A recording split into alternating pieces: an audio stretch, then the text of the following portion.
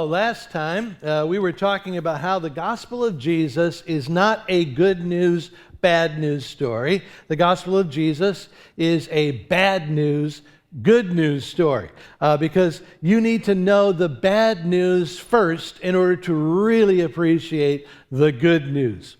The bad news is that without Jesus, every human being is sin-scarred in ways that make us spiritually dead, delinquent, dominated, disordered, and damaged, as the Apostle Paul writes in the 2nd chapter of his letter to the Ephesians. As for you, you were dead in your transgressions and sins in which you used to live when you followed the ways of this world and of the ruler of the kingdom of the air, the Spirit who is now at work in those who are disobedient. All of us also lived among them at one time, gratifying the cravings of our sinful nature and following its desires and thoughts. Like the rest, we were by nature deserving of wrath. If our lives are a living canvas, then through our sin, our canvas has become dark and dirty and ugly, a damaged mess. Our life canvas tells the story of the dual problem. Our life canvas tells the part of the problem that says that we are longing for this relationship with a God we cannot reach. And then there's the other problem, which is that we have this raging guilt and shame inside that we cannot stop. So, how has humanity dealt with this dual problem? Well, throughout all humanity and all time, the main way that humanity has tried to deal with this problem is through religion, where religion is this informal or formal attempt to either gain or maintain a relationship with God by conforming to religious rules or performing religious acts, trying to earn God's love and approval by keeping a strict code of do's and don'ts, trying to do good things and trying not to do bad things. And of course, doing good things is better than doing bad things, but that is not the question. The question is whether these religious do-goodings actually help us reach God, actually help us deal with our internal struggle with guilt and shame. And according to the Bible, the answer is a resounding no. The Bible actually shows that religious works actually have a negative effect in our lives when we try to use them to try to reach God or try to please God, because we either fall into continual guilt because we never know whether we've done enough religious works in order to please God, or we fall into spiritual pride and judgmentalism because we think our religious works makes us superior to everyone else, which means that if our living canvas is ugly through our sin, then the process of then trying to use religious attempts to try to fix that living canvas actually just makes it worse.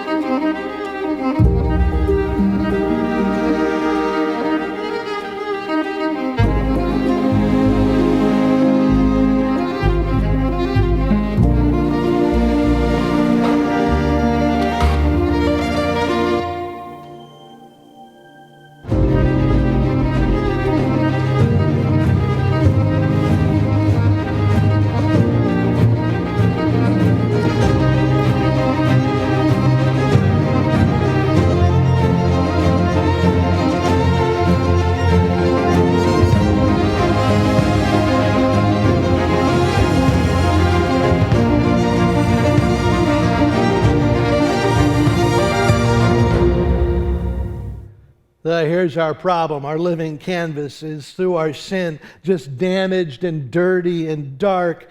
And then we try to, through our religious acts, trying to reach out to God, trying to deal with our internal guilt and shame. We do our best, but it's actually just just a different kind of mess. So is there no hope? Yes, there's hope. God gives us the answer right here as we continue reading in Ephesians chapter 2. But God, but God, because of his great love for us, God who is rich in mercy, made us alive with Christ even when we were dead in transgressions. It is by grace you have been saved. And God raised us up with Christ and seated us up with him in the heavenly realms in Christ Jesus, in order that in the coming ages he might show the incomparable riches of his grace expressed in his kindness to us in Christ Jesus. For it is by grace you have been saved through faith.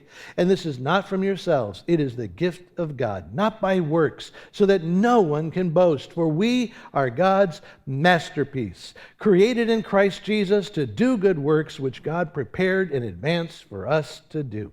So, God's answer to the dark longing within us to have a relationship with God we cannot reach is grace. God's answer to the internal problem of our raging guilt and shame, his answer is grace. God's answer to our dual problem is not religion for God. It is a relationship with God. It is not religion based on works. It is a relationship based on grace. And my guess is that everyone here has at one time heard or sung the song Amazing Grace.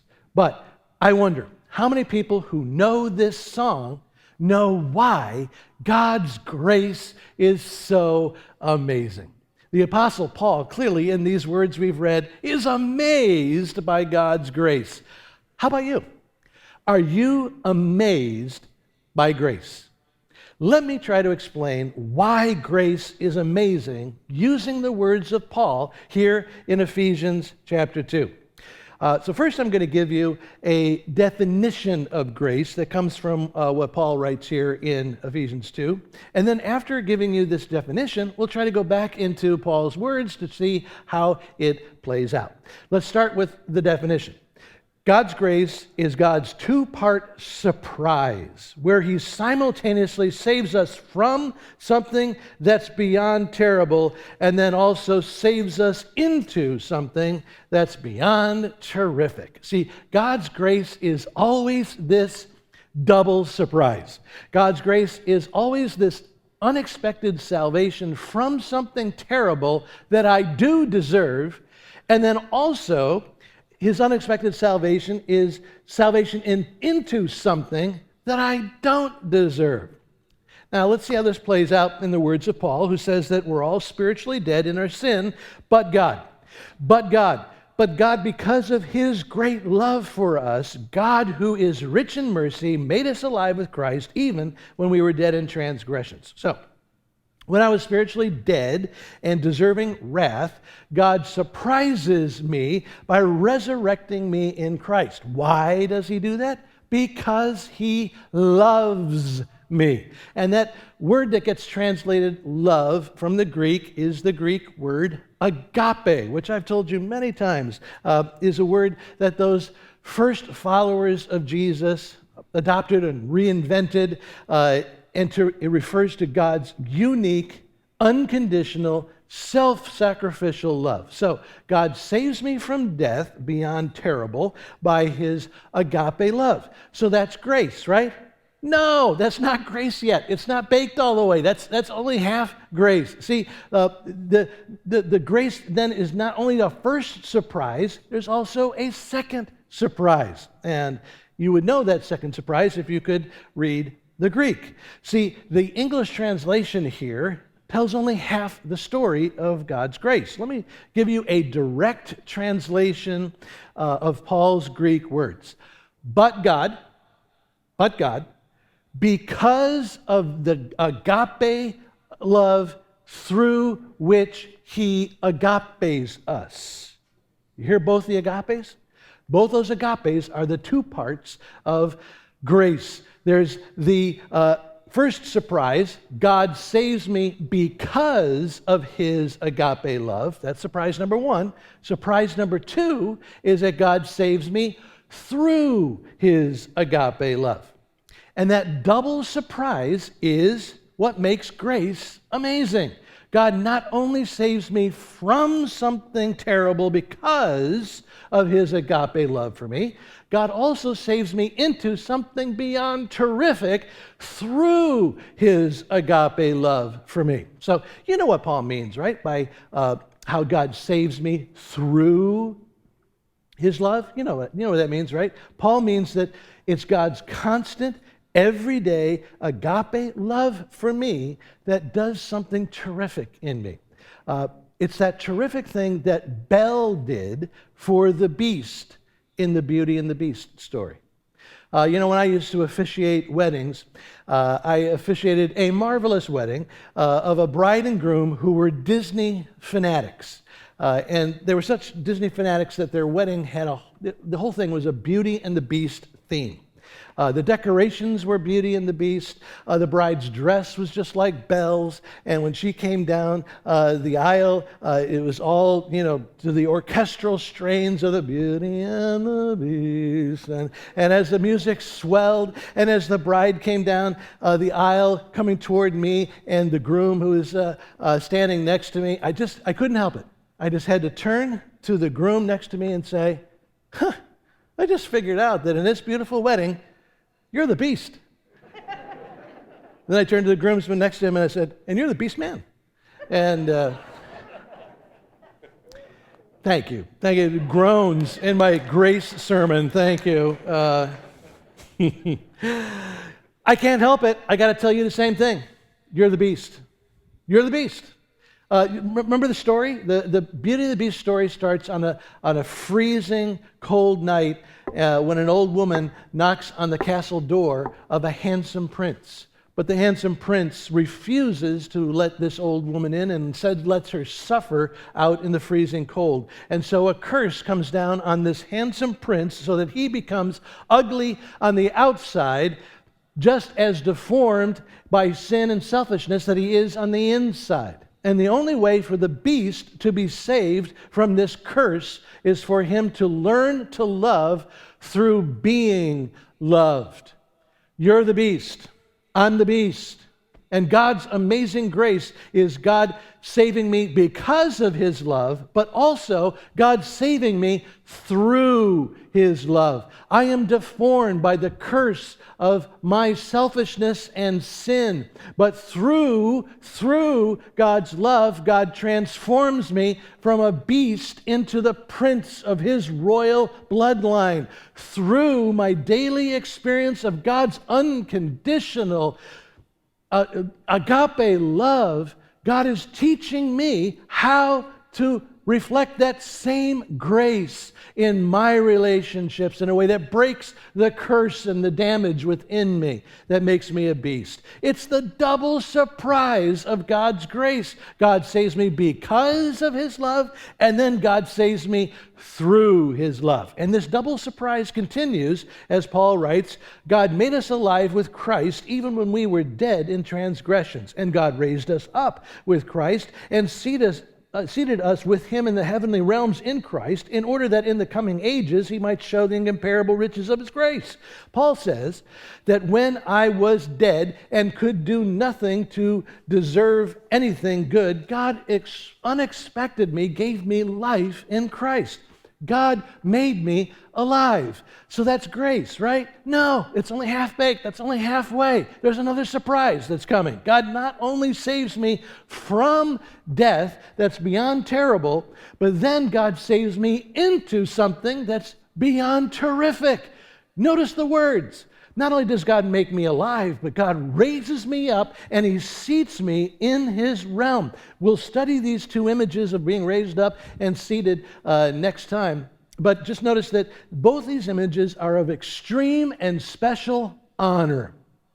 Being raised up refers to ascending with Jesus and receiving his power and authority. Being seated includes the image of being ushered into God's heavenly banquet hall to the banquet table and getting a reserved seat of honor at the banquet table. See, that's amazing grace. Surprise one, God makes me alive spiritually, but that's just the first surprise. The second surprise is then, after making me alive, he then showers me with honor upon honor as his child.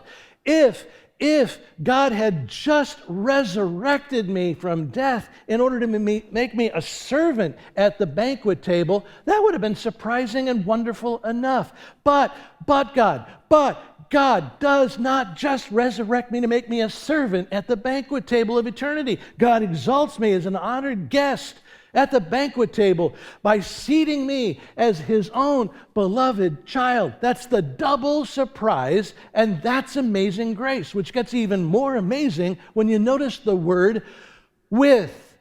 Notice how Paul makes it clear that I'm not made alive in Jesus. I'm not raised in Jesus. I'm not seated in Jesus. It's with.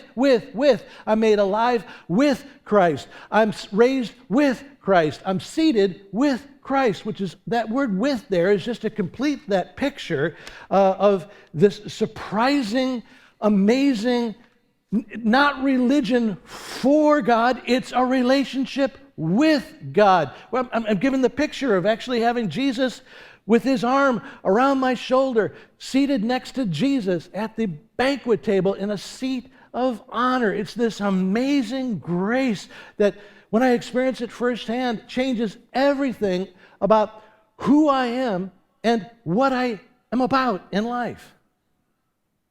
Some time ago, I went to a multi-day conference outside of Boston, stayed in a hotel. When I came out of my hotel room in the morning, I was in the hallway, and I noticed there's a housekeeper there, and she has her head kind of buried in the towels of her cart working. And on the way by, I said, "Good morning, and thank you so much." She did not look up. She did not say a word. She just kept working in that little cart, and I said, she kind of just ignored me. Well, middle of the day, I decided to come back. I noticed that had an ice bucket, but there was no plastic liner in the ice bucket. So that same woman is in the hallway, and I said, "Could I have a plastic liner for my ice bucket?"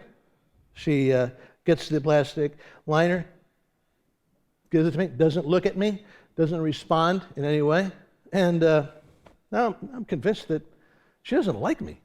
And next morning, come out my hotel door, there in the hallway, she's there again, next to her cart. And I say, "Good morning, and thank you." Once again, does not look at me, does not make any eye contact. And I'm beginning to feel defensive. And but I sense God saying, "Grace, grace, show the same grace that I have shown you." And the next day, I'm in the lobby, getting ready to check out, and the same housekeeper walks into the lobby with her head down. And with grace, God's grace still kind of ringing in my ears, I chose to extend my hand to her with a generous tip. And as she took it, I said, "I want to thank you. You did a wonderful job." And as she finally lifted up her head, I noticed there was tears welling up in her eyes. And then as she smiled, and I noticed in her mouth there was blackness where there should have been teeth.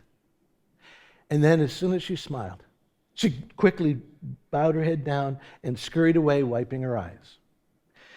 And I understood why she wasn't able to look at me, why she couldn't speak to me. She was ashamed. She was ashamed. That's why she kept her head down. That's why she cut herself off from others. And I thought, what a picture. What a picture of the shame that is inside each one of us in our struggle when we're separated from God. We all have our heads down in shame. But God makes us spiritually alive with Christ. However, if God just stopped with that first surprise, I would be alive spiritually, but I would still have my head hanging in guilt and shame. But God's grace is this double surprise. And God's second surprise is that He lifts up my head and showers me with honor upon honor, raising me up and seating me at the family banquet table with honor. God's grace is the answer to humanity's dual problem, our desperate longing for a God we cannot reach, the internal battle of a struggle of guilt and shame that we cannot stop. God's answer is His surprising, unexpected, undeserved, amazing grace, a grace that reaches down to us for reconciliation when we're dirty and damaged, and a grace that overcomes our sense of brokenness and our warped attempts at trying to fix ourselves. Instead, God, with His amazing grace, takes us from this point to becoming a masterpiece, which we'll talk about next time. But notice, Paul continues to emphasize this double surprise of grace in these words. For it is by grace you have been saved through faith. And this is not from yourselves, it is the gift of God, not by works, so that no one can boast. Those words, it is by grace you have been saved. Once again, right there is the double surprise of grace. The first surprise is that when I deserved God's wrath, God extended complete forgiveness to me. God saved me from something beyond terrible. What's the second surprise? Well, the second surprise is in those words, you have been saved, because Paul puts it in Greek words that are in the perfect tense. And the perfect tense in Greek is something that is both accomplished and it continues to be accomplished. So, through the perfect tense, Paul is saying, by grace you have been saved, and by grace you continue to be saved. Continuing being saved. See, that's the second surprise. The first surprise is that God's forgiveness saves me from a death beyond terrible. But second surprise, God continues to save me into something beyond terrific. A life of being loved by one person in the universe who loves me unconditionally and permanently, despite all my failures, all my continuing sin. God is the one who every day, even when I sin, showers me with unconditional grace, accomplished each and every day of my life. This is amazing grace. This is the truth that so many of us need to hear right now, because there's a terrible, tragic lie out there. There's this tragedy that there are Christ followers who think that it's God's grace that saves them and makes them a Christ follower. But then from that point on, well, it's up to them. They need to really, follow the religious rules and try to please God. And if they don't please God, well, then they need to, beg for mercy for all the guilt that is upon. It's such a lie. No Christ follower should ever go back to religion. It's God's grace you were saved. It's by God's amazing grace you continue to be saved every day. It's never by works, always by faith in God's grace. That's an amazing grace. Many years ago, I was trying to reach God by conforming to religious rules and trying to perform religious duties best I could. Guess what? My life canvas was a mess. Just a mess of unable to reach God, unable to escape the internal guilt and shame that just wouldn't stop. But then one day, I read these words that we're studying today. And suddenly, I understood. Suddenly, I understood that that's exactly why Jesus came. Jesus came because I cannot earn God's love. I cannot earn God's approval. I never could, never can. But that Jesus died for me so that I could receive God's forgiveness as a gift. It's not religion for God. It's a relationship with God. And as I received this gift of God's grace, I was amazed that God would save me from something so beyond terrible, and then doubly amazed that God would save me into something so beyond terrific. So if you've never received this gift of God's grace through your faith in Jesus, and what he did on the cross for you. You can do that right now, just in a quiet word of prayer. Or if you'd like, go to the sermon discussion that takes place 10 minutes right after we close here in the gathering room. Or if you're watching online, that discussion group starts at 12:40. Jump into that, or go to the prayer room. If you're a believer, right now, Jesus, he is wondering if you're ready. He's wondering if you're ready to go beyond the spiritual complacency or the spiritual confusion about who you really are. Jesus is wondering if you're ready to just be refreshed in amazement.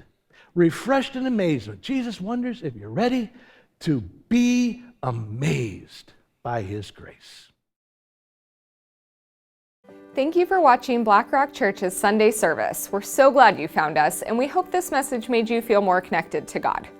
In talking about connection, we find that it's super important for people to be connected to others and to community in order to grow in their faith. So if you're in the area, we invite you to join us to worship in a service. You can find out about our times and locations right here on this webpage. We'd also love to help you connect in a group and find people who can walk alongside you as you continue deepening your understanding and faith. And after you get to know us, you might even like to use your gifts to serve on a team. We believe God gave each of us unique gifts that we can use to serve those around us. One body with many different parts. If you're not able to be here in person, don't worry. We have a great online community and many ways for you to join in virtually and talk to us throughout the week. You can also stay in touch on our website, YouTube channel, Facebook, and Instagram. By visiting our website, you can also easily give your offering one time as an online gift or a recurring gift. Just click Give at the top. The Bible tells us that tithing is an important part of our relationship with Jesus, and we want to continue to trust God with our lives and our finances. Well, we are so glad you made the choice to get to know us and view one of our services. We hope that you join us next week. Thanks so much for watching.